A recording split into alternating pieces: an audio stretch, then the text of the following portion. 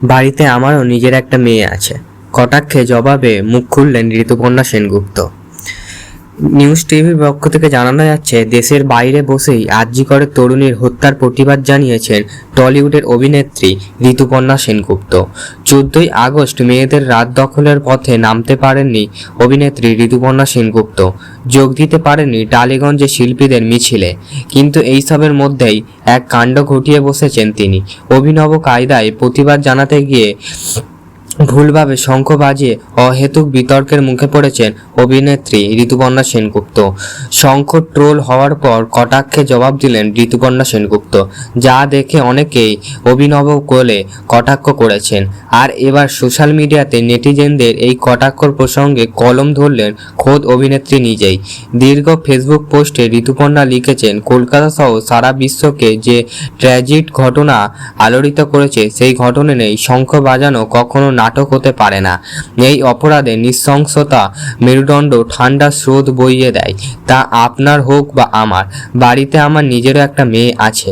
সেই সাথে অভিনেত্রী লিখেছেন, তাই যদি কেউ মনে করেন যে আমার কান্না ভেজা চোখ মেকআপ বা করা অন্য লুককে শঙ্খ ফুটে দেয়া নাটক ছিল, তাদের অবশ্যই জানা উচিত যে আমাদের সমাজে এই ধরনের নৃশংসতার বিরুদ্ধে প্রতিবাদ জানানোর জন্যই আমি এই পদক্ষেপ নিয়েছি।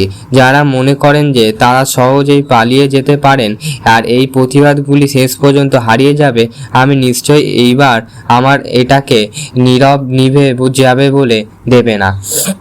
আমরা এবার যুদ্ধে নামব। এরপরেই ভগবান শ্রীকৃষ্ণের উদাহরণ দিলেন ঋতুপর্ণা দাবি, ভগবান শ্রীকৃষ্ণ যুদ্ধ শুরু করবার সময় এবং শেষ করবার জন্য শঙ্খ বাজাতেন।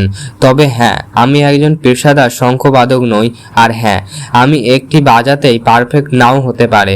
আমার উদ্দেশ্য ছিল শুধু কথা নয়, বরং কর্মের মাধ্যমে বলা যে এটা সত্যি একটা যুদ্ধ। ন্যায় বিচার না হওয়া পর্যন্ত আমরা রাস্তায় নামব।